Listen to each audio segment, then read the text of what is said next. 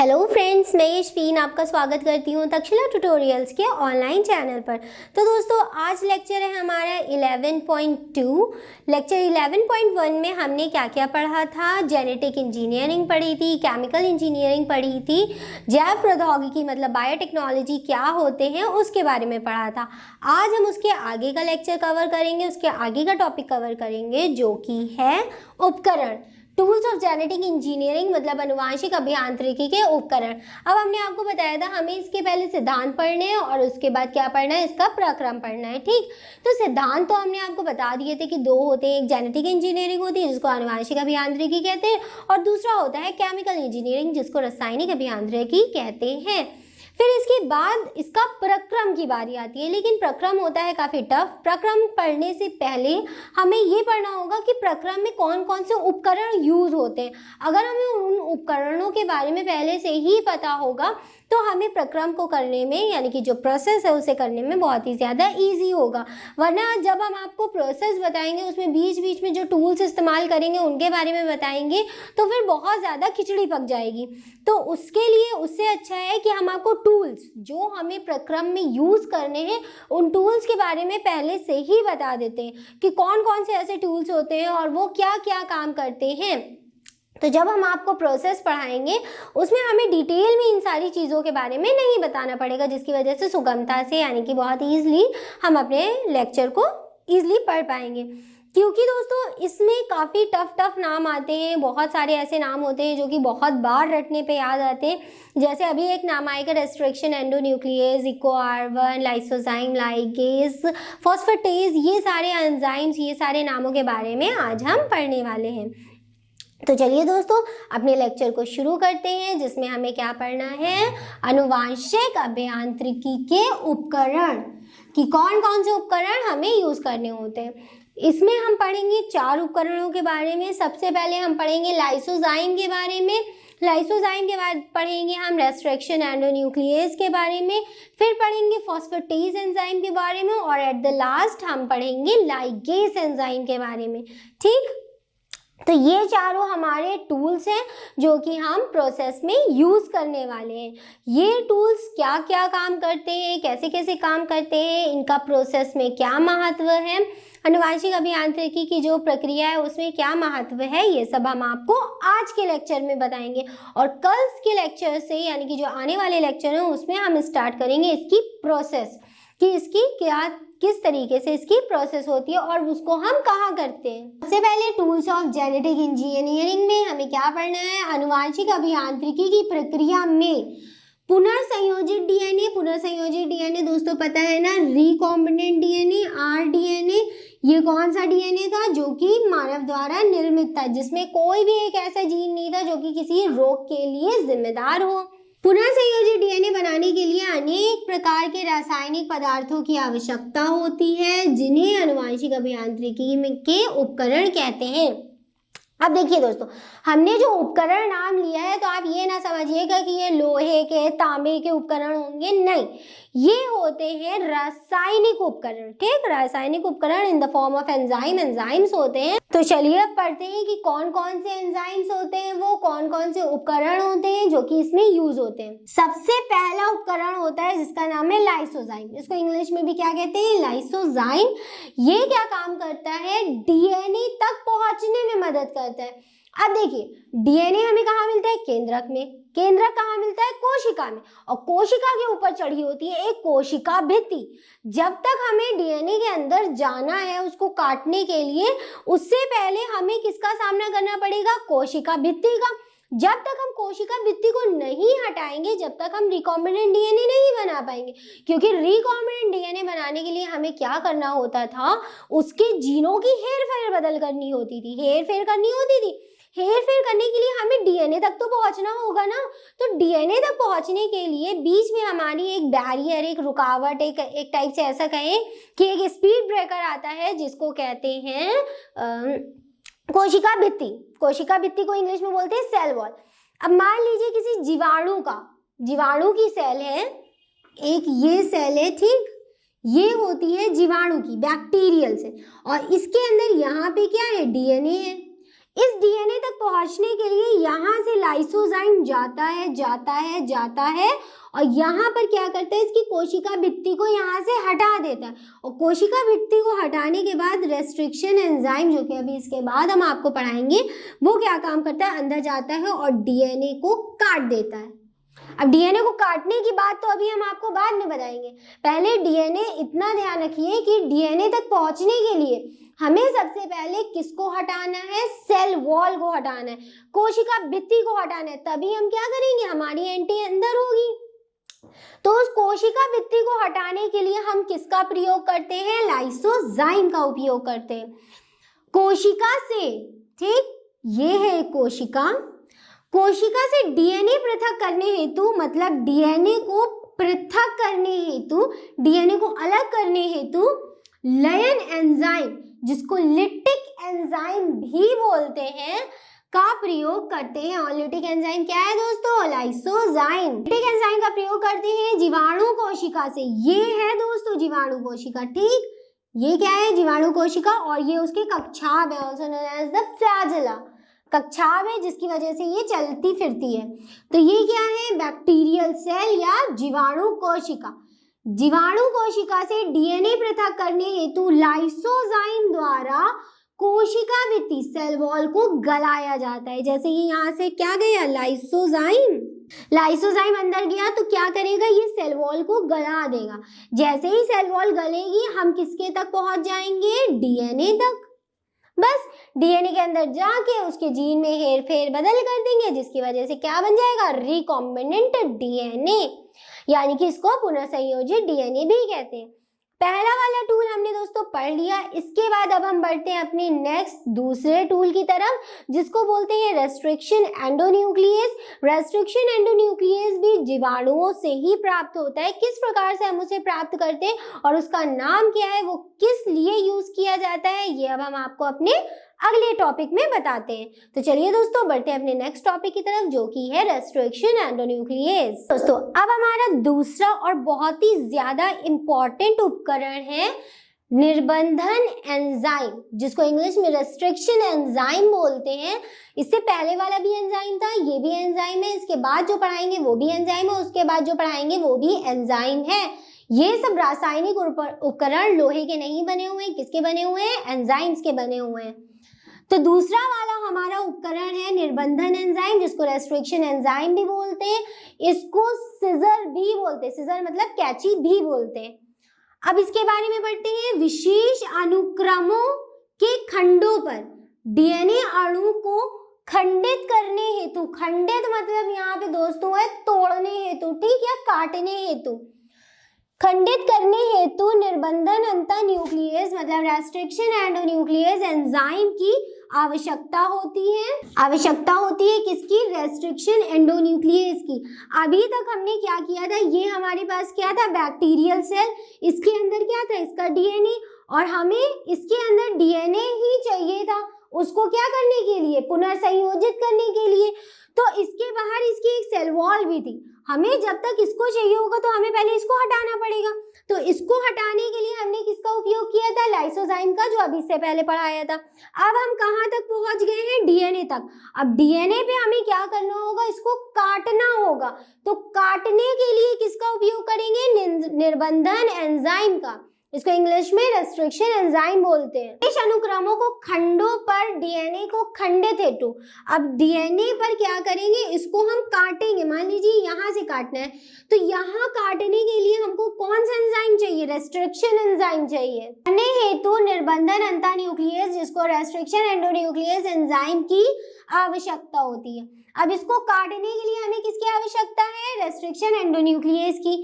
इन्हें डीएनए की कैंची भी कहते हैं। डीएनए की कैंची, अरे इसके नाम, ये क्या काम कर रहा था, अभी तक हम आपको बताते हैं इसके नाम से, अब इसके काम से ही इसका नाम है। कैसे, इसको कैंची इसलिए कहते हैं क्योंकि ये डीएनए के खंडों को काटती है।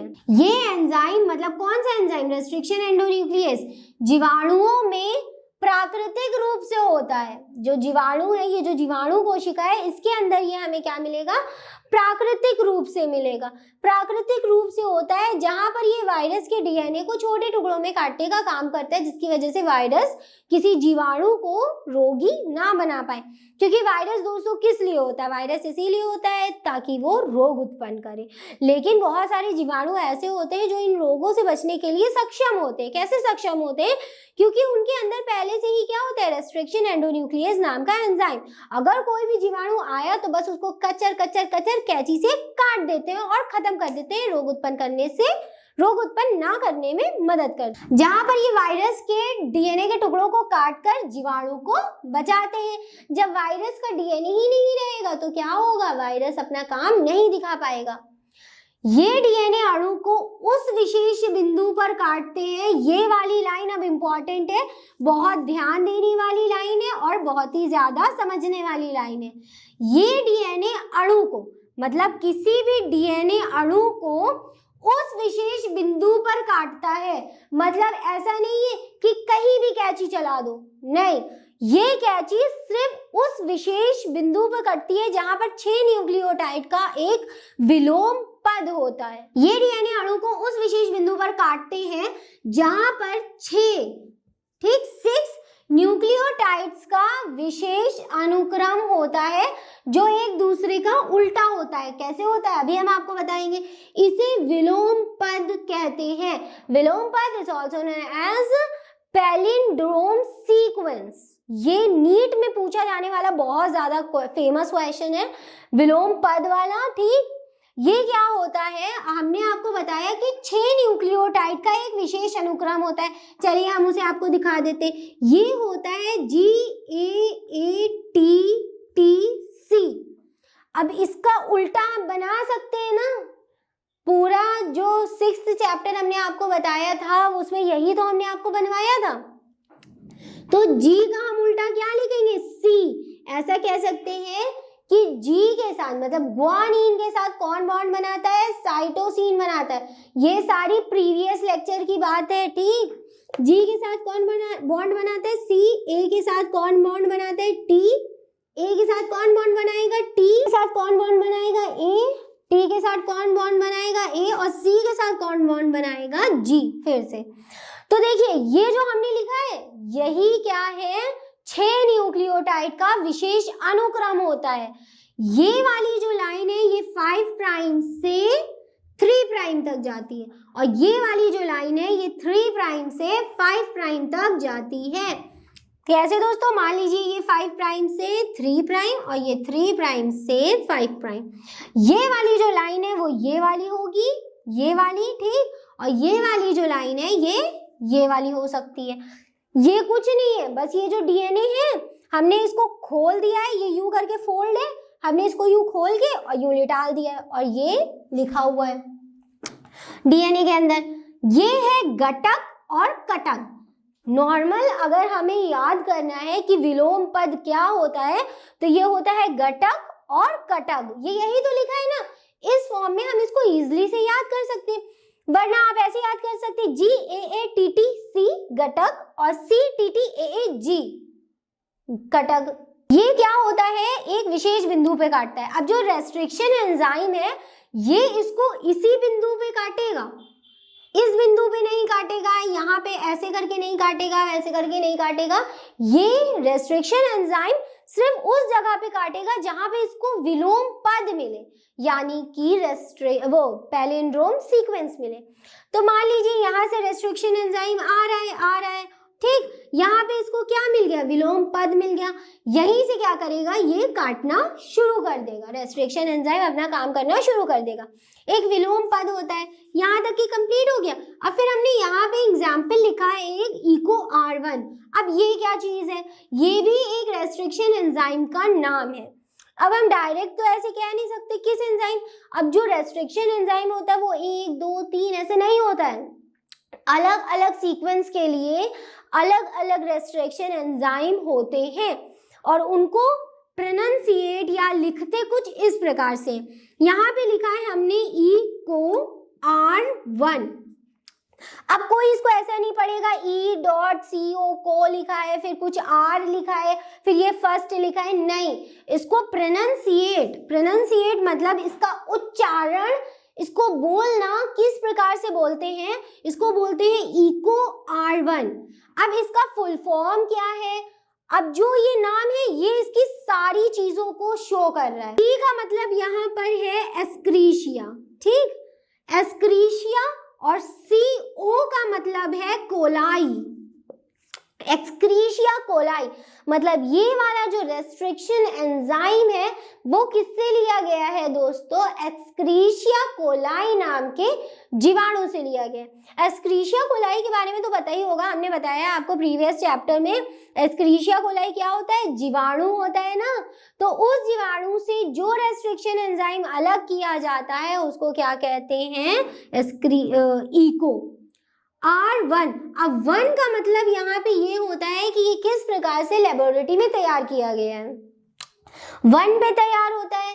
अगर इसके बाद कोई और रेस्ट्रिक्शन एंजाइम निकलता है तो उसको सेकंड का नाम दे देते हैं, कोई तीसरा निकलता है तो उसको थर्ड का नाम दे देते हैं, कोई और निकलता है तो उसको 4 का नाम दे देते हैं।